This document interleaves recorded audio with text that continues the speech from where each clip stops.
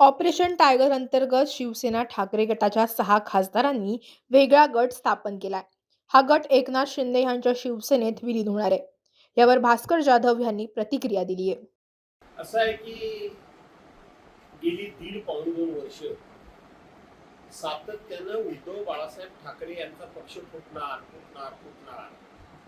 उद्धव बाळासाहेब ठाकरे यांच्या पक्षाचे खासदार हे वेगळा गट स्थापन करणार, ते अन्य कुठल्या तरी पक्षात सामील होणार, अशा प्रकारची सातत्यानं अफवांची राळ ही गेले दीड वर्ष त्या ठिकाणी उठवण्याचं काम सातत्यानं सुरू आहे. अर्थात हे काम सुरू आहे तर त्याच्यामध्ये किती खरं किती खोटं हा जरी भाग असला तरी सुद्धा ज्यांच्या नावानं या पक्षफुटीची संदर्भातली चर्चा होते त्यांनी थोडी जनाची नाही मनाची बाळगली पाहिजे, असं माझं स्पष्ट मत आहे. याचं कारण असं आहे की शेवटी आज तुमची केंद्रामध्ये सत्ता आहे, देशामधल्या जवळजवळ 22 राज्यांमध्ये सत्ता आहे. एवढे तुम्ही सत्ताधीश असताना शेवटी समाजामध्ये क्रेडिबिलिटी काही नावाची एक गोष्ट असते, ती तुमची कितपत या ठिकाणी शिल्लक राहते या विषयामध्ये. आज हा पक्ष फोडणार, उद्या तो पक्ष फोडणार, परवा तो पक्ष फोडणार. शेवटी पक्ष फोडून तुमच्या पक्षाची सूज जरी वाढत असली तरी समाजामधली तुमची असलेली प्रतिष्ठा आणि समाजामध्ये तुमच्याबद्दल असलेला आदर, हा आदर दिवसागणिक रसातळाला जातोय. आणि ही लोकशाही आहे. या लोकशाहीमध्ये कधी काय घडेल हे सांगता येणं कठीण आहे.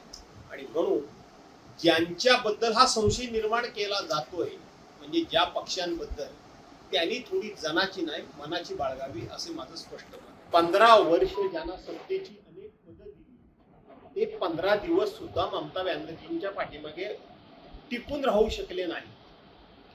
असे अनेक पक्ष, आपचे खासदार असतील, पश्चिम बंगाल मधला ममता बॅनर्जींचा पक्ष असेल, आमचा पक्ष देखील असेल, किंवा अन्य जे कोणी पक्ष आहेत त्या पक्षातले फुटून जाणारे आमदार खासदार किंवा फुटून जातील अशी चर्चा होणाऱ्या आमदार खासदारांचं म्हणणं काय असतं?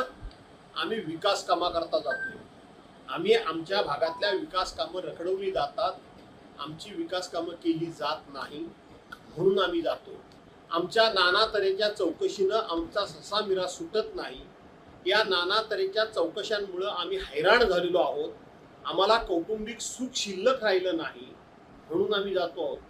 यातला एक तरी असा पक्ष किंवा एक तरी फुटून जाणारा जो कोणी आमदार खासदार आहे तो असं म्हणतोय का की आम्ही ज्या पक्षामध्ये जातोय त्या पक्षाची आयडिओलॉजी आम्हाला मान्य आहे, त्या पक्षाची विचारधारा आम्हाला मान्य आहे, त्या पक्षाचं नेतृत्व आम्हाला मान्य आहे, त्या पक्षाच्या नेतृत्वाचा जनाधार आम्हाला मान्य आहे, असं कोण म्हणतं का? कोणी म्हणत नाही.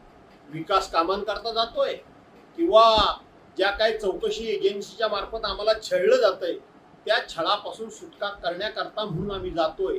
काही लोकांनी सांगितलं की जेलपेक्षा भाजपा बरा, काही लोकांनी सांगितलं की निवांत झोप लागायची असेल तर तिकडे गेलेलं बरं. याचा अर्थ कोणीही विचारधारेमुळे जात नाहीये, तर केवळ आणि केवळ छळवादापासून आपली सुटका व्हावी. मग ती मतदारसंघातल्या कामांची असेल नाही तर वैयक्तिक चौकशांची असेल.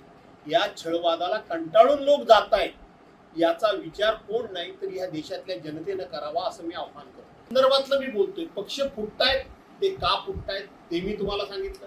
अरे पक्ष फोडणाऱ्यांना थोडी जनाची नाही मनाची तरी असली पाहिजे ना, हा त्यातला महत्वाचा मुद्दा आहे. या देशामध्ये 70 वर्ष काँग्रेसने काय केलं म्हणून हे प्रश्न विचारणारे लोक, यांच्या पक्षाला असं काही काँग्रेसने तोडण्या फोडण्याचं काम नाही केलं.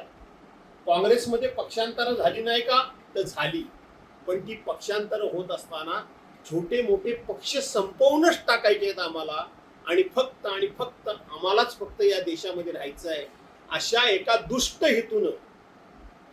हेतून काँग्रेसने अशा पद्धतीनं कुठलाही पक्ष संपवण्याचं काम केलेलं नाही, हे लक्षात घ्या. आणि म्हणून ओम बिर्लांना काय कोणी पत्र दिलं हे माझ्या दृष्टीने गौण आहे, तुमची एक हाती सत्ता असताना सुद्धा तुम्ही ज्या पद्धतीनं वागताय हे लोकशाहीला मारक आहे. हे डॉक्टर बाबासाहेब आंबेडकरांच्या घटनेला अभिप्रेत नाही. पक्षांतर्गत बंदी विरोधी कायदा पूर्णपणे पायदळी तुडवून टाकलेला आहे. मला तर वाटतं, माझं आव्हान आहे की या सरकारला की हा पक्षांतर्गत बंदी विरोधी कायदा तुम्ही संपवूनच टाका. हा कायदाच रद्द करून टाका. मगच खरी देशामध्ये मजा येईल. कोण कुठे जातोय आणि कोण कुठे जातोय हे कळेल. आणि म्हणून आपल्याला हा मी मोठा नाही तर देश मोठा आहे हे फक्त तोंडानं बोलून चालणार नाही. तोंडानं फक्त राष्ट्र प्रथम, तुमच्या ह्या अशा कृतीनं, तुमच्या ह्या अशा निर्णयानं राष्ट्र टिकणार आहे का? राष्ट्र प्रथम राहणार आहे का? तुमचा पक्ष फक्त प्रथम, पण तो पक्ष सुद्धा राष्ट्र जर असेल तर तो पक्ष टिकेल, नाही तर टिकणार नाही, असं माझं स्पष्ट मत आहे. की शेवटी जे घडत आहे, जे घडणार आहे ते घडणारच आहे. त्याची फार मोठी चिंता पक्षप्रमुखांनी करू नये, एवढंच फक्त आजच्या खेपेला मी सांगेन. शेवटी ये दिन भी निकल जाएंगे, हे दिवस सुद्धा निघून जातील. पण हे दिवस निघून जाण्याकरता म्हणून आपल्याला कुठे ना कुठेतरी काही कार्यक्रम हातामध्ये घ्यावा लागेल, काही निर्णय करावे लागतील, काही भूमिका त्या ठिकाणी आपल्याला ठरवावी लागेल. आणि म्हणून मी आजच्या दिवशी पक्षप्रमुखांना एवढंच सांगेन, उद्धव साहेबांना, कि डरो मत, बिल्कुल डरो मत. जो होने वाला है वो होने ही वाला है. जो हो रहा है वो हो ही रहेगा, और जो होने वाला रहेगा वो भी होता रहेगा. चिंता मत करो.